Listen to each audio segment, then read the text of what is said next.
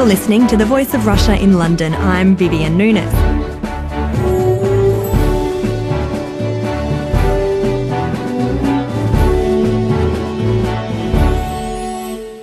Today we're talking about Britain and its future within the European Union. Britain's been part of the EU for nearly 40 years. In 1975, a referendum was held and returned a 2-1 result supporting UK membership of the common market.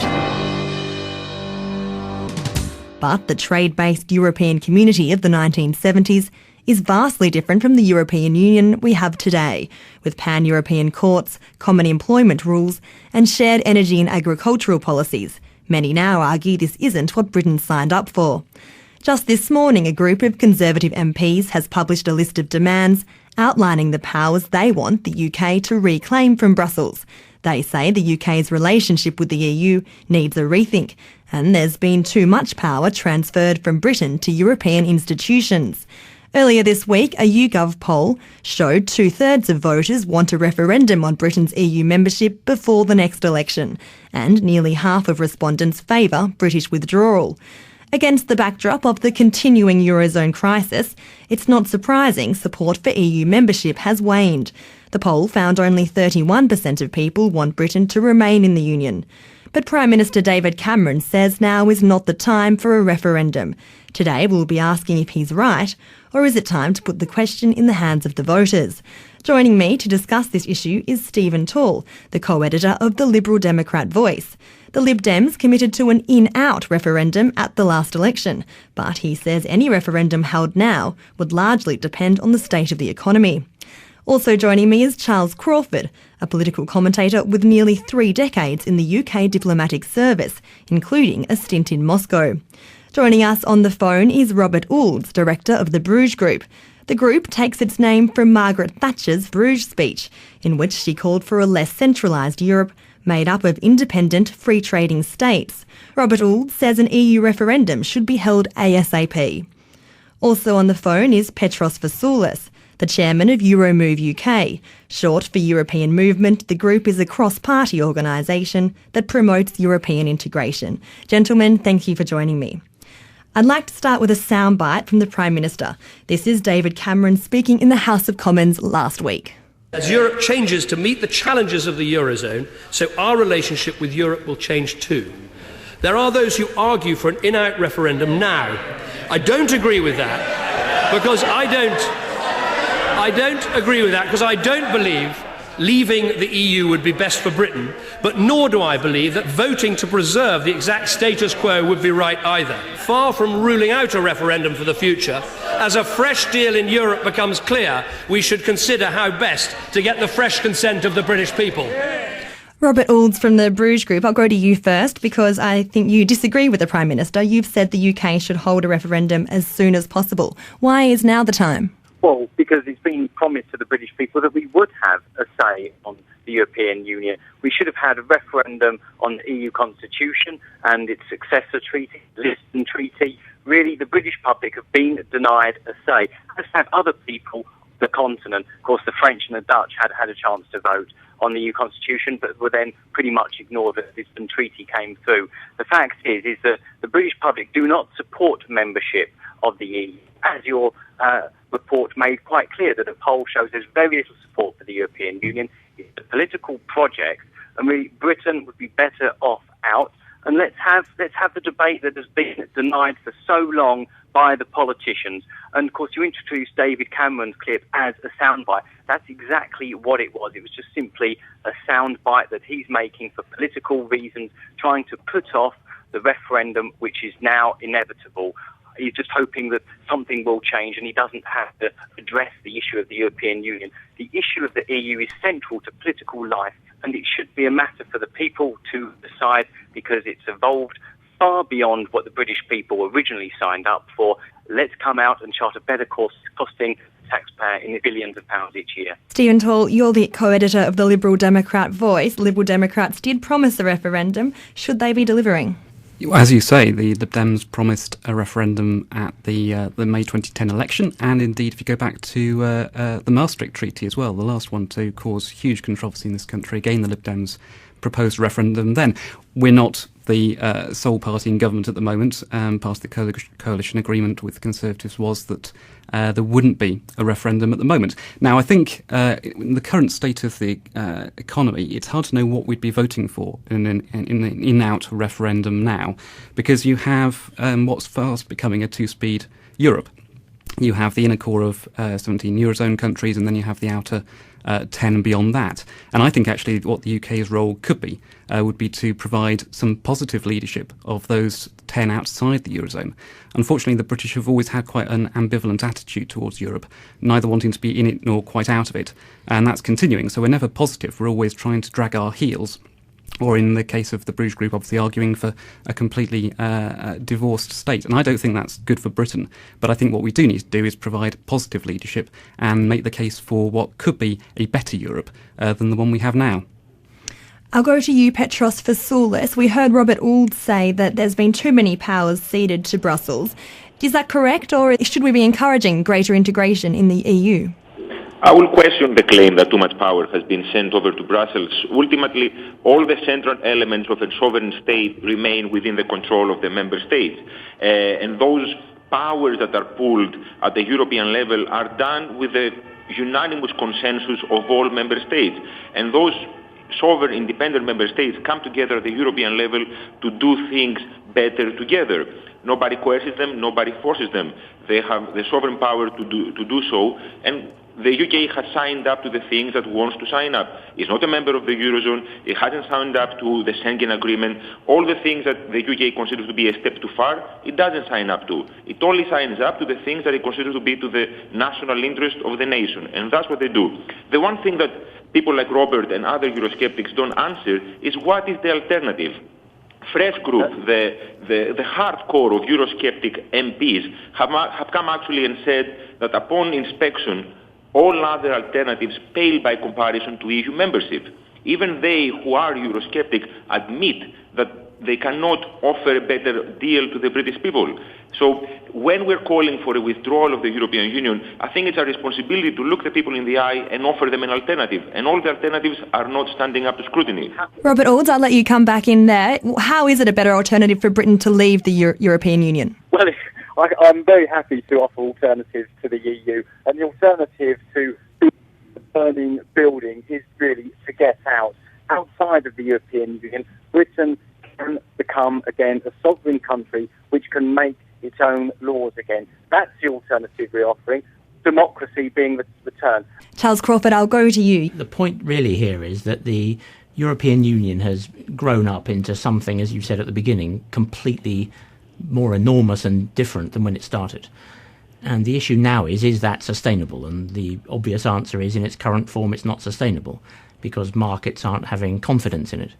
So what's really going to happen, I think, is that either there will be some sort of fragmentation under uncontrolled conditions, or there will be a negotiation to something else under controlled conditions. The issue for us, I think, and this is where I think I'd part company with the Bruges Group, is that if you pull out now, and I don't really agree that it's anything much to do with the economy. If you pull out now, just say we had a referendum next week and we left, we would lose all leverage over what would then be negotiated in Europe next time round. If there's going to be a controlled change to something else, there could be a two-speed Europe of some sort in which we would be either the faster speed or the lower speed. I don't quite see why you should assume that the people in the inner group are in the faster speed. The way things are going at the moment, they're looking pretty slow. So I think there could be a differentiated form of European Union, and we would lose leverage, I think, by pulling out now over how that would be done. So that seems to me the main argument in favour of what David Cameron said, simply, in a sense, waiting to see what happens. We're moving into a completely different decisive phase. The old order is crumbling. So I don't think we need to panic, as it were, and just jump now. Stephen Tall, do you agree with that? Now is not the time to jump ship. We should wait and see till the Eurozone crisis calms down?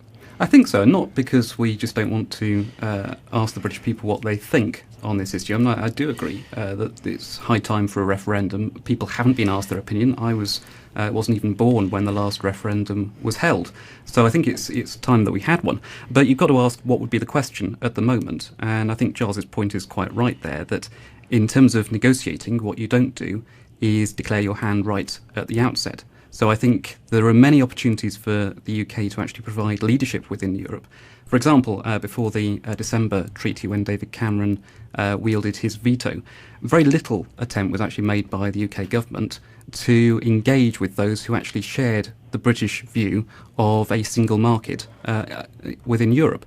And as a result, when suddenly at the last minute David Cameron produced his proposals, no one was really warned of them. And it was easy for Nicolas Sarkozy to say this is just a British plot to try and impose an Anglo-Saxon economy on us all.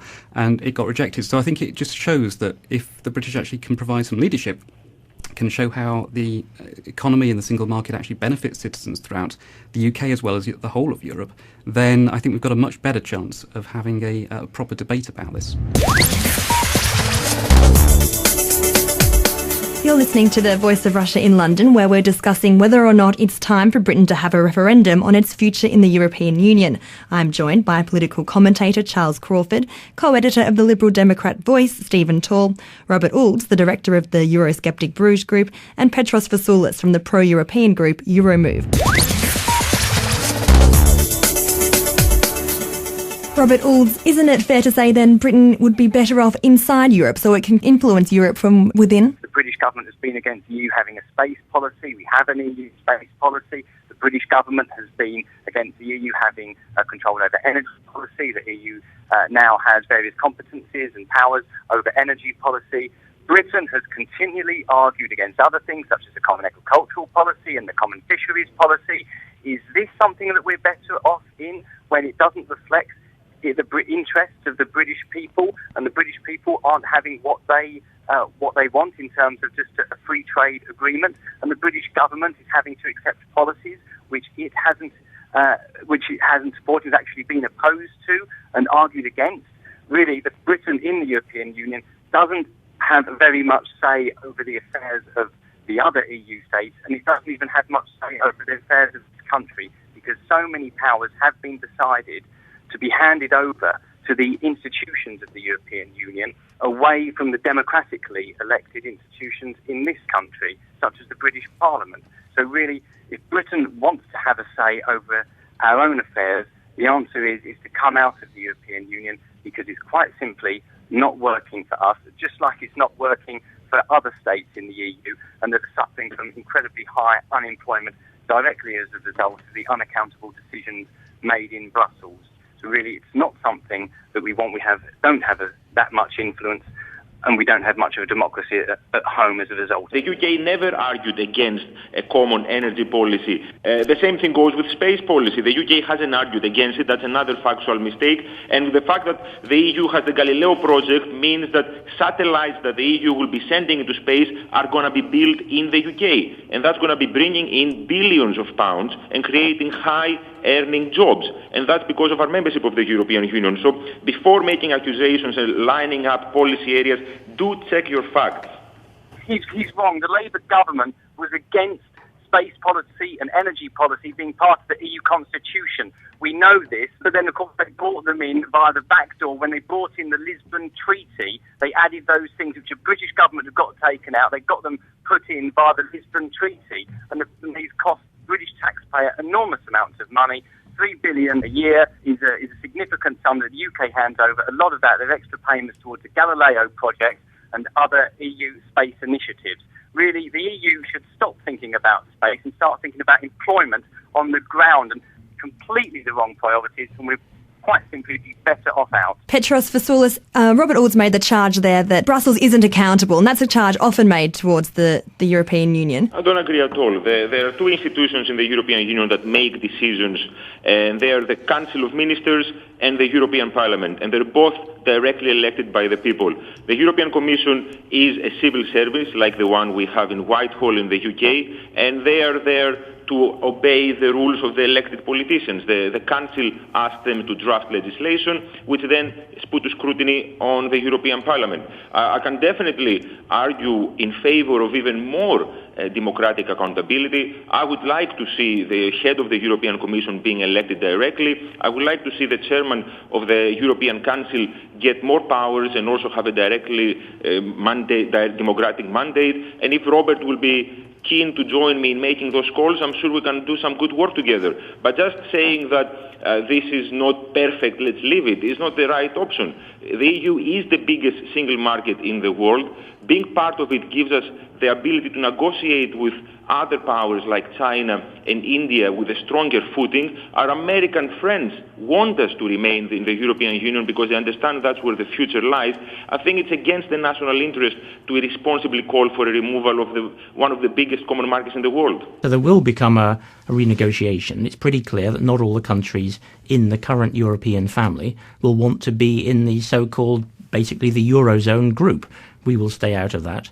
The issue then is, how far do you make the Eurozone group integrate with the others? I think I disagree with is it Petros Fassoulas? Because, what's really happening is that there is a sort of mission creep of the EU, because once you've brought in majority voting, it's all very well saying the Council of Ministers take decisions, but you can't block things unless you have a blocking minority. So we are subject to various norms creeping in, even when we really, really dislike them. We've accepted the procedure. We don't like the outcome. I myself have worked very hard when I was in the Foreign Office to stop the Working Time Directive. This is a very, very seriously stupid piece of legislation from Europe, which is making a complete mess of our health service in various respects. My friend's a doctor was telling me exactly how it works the other day.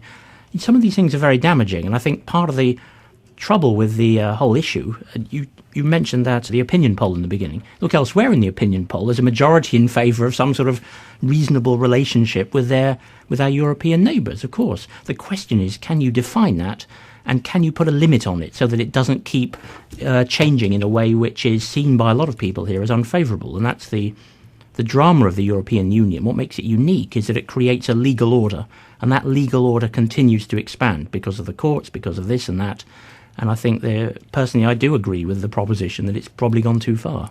Stephen Tall, has it gone too far? Policies like the working hours, which Charles mentioned, have been quite controversial. I think what you've got essentially here is two views of Europe. You've got a positive view, which is my view, which is that you can be in Europe and try and make the rules and influence the rules. Or you've got the negative view, which is the kind of Bruges Group Council of Despair, which says we're never going to be able to make an iota of difference, so let's just pull out and hope we can still remain our worldwide influence and that America will still talk to us afterwards.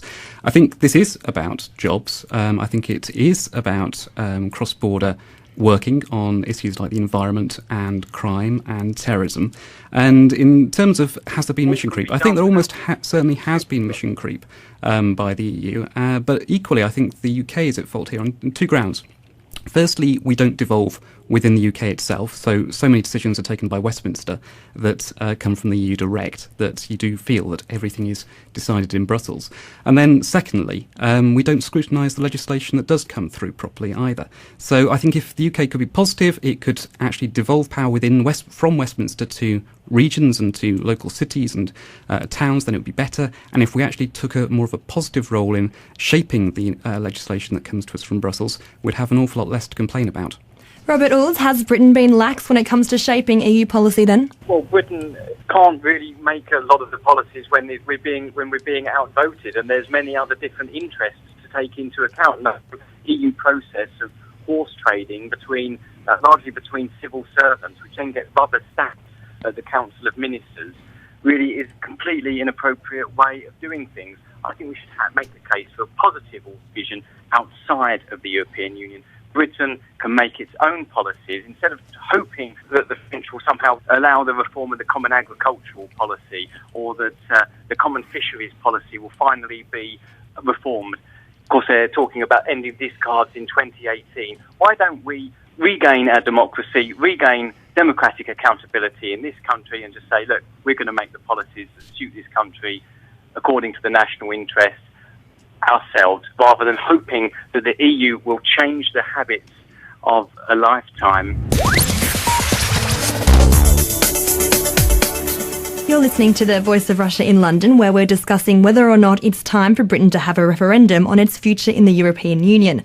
I'm joined by political commentator Charles Crawford, co-editor of the Liberal Democrat Voice, Stephen Tall, Robert Oulds, the director of the Eurosceptic Bruges Group, and Petros Fassoulas from the pro-European group Euromove.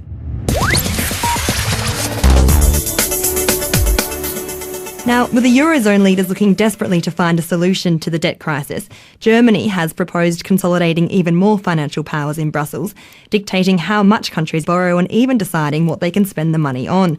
Britain isn't in the Eurozone, but does this move indicate the European Union is looking towards even greater federalism? Petros Fassoulas, we might go to you. The issue of federalism, I think, is a little bit exaggerated, but it is indeed a fact that there is need for greater coordination at the governance level among the Eurozone nations. There is a common market, there is a common currency, and you have to have some form of common governance to ensure that those two, the market and the currency, work appropriately for the interest of the citizens. I don't expect this to turn into a federation anytime soon, and it certainly is not going to turn into a single state anytime soon. But we will see in the next 5 to 10 years closer integration of economic policy, fiscal policy as well, perhaps. And of course, that, I believe, should come together with greater democratic input from the citizens of the EU. And that is imperative. And I think that's why the Eurozone member states are going down that road. Charles Crawford, are you concerned about greater powers for the Eurozone then? Well, I'm not concerned about it in the sense that they've got to do what it takes to try and keep it going. The real risk for us, by the way, is that if the Eurozone countries set up a new sort of, so to speak, inner group, that the legal standards required to make that work will leak out and affect us. So even if the treaty says Britain has the powers to do X, Y, and Z, the European court will impose new powers on us because that is required to make the Eurozone work. That is a serious risk, and no one ever talks about it.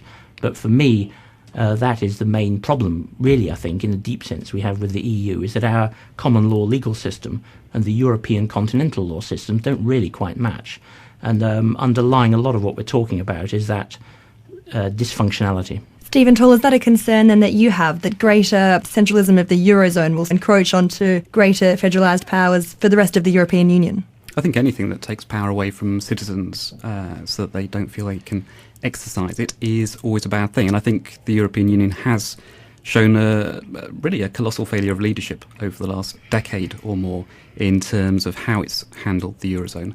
There were strict conditions for entry, which almost all countries that went into the Euro abided by. But then, of course, once everyone was in the Euro, there were no real sticks to make sure that they stuck with the economic policies that were needed to make the Eurozone a success. And as a result, you got Germany being the first country to actually breach the rules of the Eurozone, and therefore it was in a much weaker position to be able to stop other of the countries such as Portugal, Greece, Ireland, etc. from breaching its own rules. And as a result, we've landed with this crisis where now no country feels like it can afford to pick up the tab, and we're kind of just scrabbling around in the ground hoping to find a solution that will stick, and I'm not sure that we're going to. And this is why I think actually the UK can continue, even though it's outside the Eurozone, to play an important role, because I think the UK has been a very pragmatic, it's not been starry-eyed about the European Union, it's been very pragmatic, nuts and bolts about trying to get the conditions right to make the European Union work. And I think the other role in which the UK can continue to have a big role to play is being the lever between not only the United States and Europe, but of course increasingly between China and Europe as well. So I think the UK has a real role to play here, and I think it would be really regrettable if we threw up that potential to actually be an influential player in the future because it seemed a bit too much like hard work. Petros Fassoulas, often when there's discussions about the Eurozone and David Cameron or another British politician steps in, there often seems to be a bit of angst coming from Eurozone member countries who don't like the feeling of Britain from the outside having their opinion. Is that a problem? Do you find that people in Brussels and within the Eurozone get angry when countries like Britain, who aren't in the Eurozone, have their opinion on how to solve the Eurozone crisis? Unfortunately, Mr. Cameron hasn't really been taking care of his diplomatic skills. He obviously acknowledges that the European economy, including the UK, is very integrated. The European banking sector, including the British banking sector, is very integrated. So what happens in the Eurozone has a huge effect on the British economy. And for that reason, he's so keen and lectures so much. But at the same time, he's not prepared to contribute to the solution in the problems that have arisen across the European continent. Because I think the problems that the Eurozone has is very similar to the British problems. High levels of sovereign debt, high levels of deficit, high levels of private and banking debt. These problems exist in the UK as much as they exist in the Eurozone. And rather than lecturing his partners, Mr. Cameron should join in and contribute in the solutions to sort out the European banking sector as a whole and sort out the European economy as a whole. And then he will definitely have much more capital in Brussels than he currently does. Just to wrap up now, we're almost out of time, but I want to ask each of you what you foresee if there was an in-out referendum held where the British public were asked to vote whether they would like to stay within or leave the European Union, say in a couple of months' time. I'd just like to get a prediction from each of you as to how you think it might go. Robert Oulds, I'll start with you. I think it will be a fascinating time. It will be a really exciting debate. It's a debate that's long overdue. And I think it will be really close, but we may just pip it and people will realise that trade will continue once we're out of the European Union, probably on better terms, because we can have a competitive economy again. I think the come out of the EU side and becoming an independent nation again will just pip it, but it's going to be very close and very exciting. Charles Crawford, what if we had a referendum on Britain's future EU membership in, say, in the autumn? What would be the result, do you think? Well, it's obviously depends partly upon what the main political parties go into it saying. It's hard to imagine under current circumstances anyone going in there saying, let's leave. I tend to think people would vote to say out, because I think there's a feeling that sort of an up yours feeling generally among the public. If you look at I'm a blogger, if you look at the energy on the British blogs, I can think of about 20, maybe 10 pro-European blogs. I can think of about 10,000 against. So there's an awful lot of pent-up energy out there, and I think that's waiting to be unleashed. But I think we should unleash it when we get the moment right. Stephen Tall, it's unlikely the Lib Dems would choose to withdraw from the European Union, but how do you think the people would vote? I think if you asked them today, there would almost certainly be a vote to exit the European Union. But I think if you ask people questions in the hypothetical, then you get quite abstract answers. I remember just over 18 months ago, polls were pointing to the fact that electoral reform would win the referendum held in May 2011, and regretfully for the Lib Dems, that wasn't the case. So polls today aren't necessarily a predictor of future performance. I think Charles is right. I think it depends an awful lot what happens in the next year in terms of how the European Union starts to settle down, if indeed it does. And I think until you know what the future shape of the European Union might be, it's pointless trying to ask people a question that they can't possibly know the question to. And finally, Petros Fassoulas, what's the view from Brussels? A lot will depend on the kind of debate we're going to have, whether it's going to be informed, fair and equal. And I'm always concerned about the role that the media play in this discussion in Britain. But ultimately, the British people are very rational, and they understand that the interest of the country lies within a major international organization. They understand that a medium-sized economy with a small currency is better served standing together with its partners vis-à-vis global powers. So at the end of the day, they will vote in favour of staying in the European Union because they know that's where the national interest lies. Well, on that note, that's all we have time for today. I'd like to thank each of my guests for joining me in that debate. In the studio, we were joined by political commentator and veteran diplomat Charles Crawford. We also heard from the co-editor of the Liberal Democrat Voice, Stephen Tall. Joining us on the phone was Robert Oulds, director of the Bruges Group, and from Brussels, Petros Fassoulas. Many thanks to each of you. You're listening to The Voice of Russia in London. I'm Vivienne Nunis. Stay tuned for the news.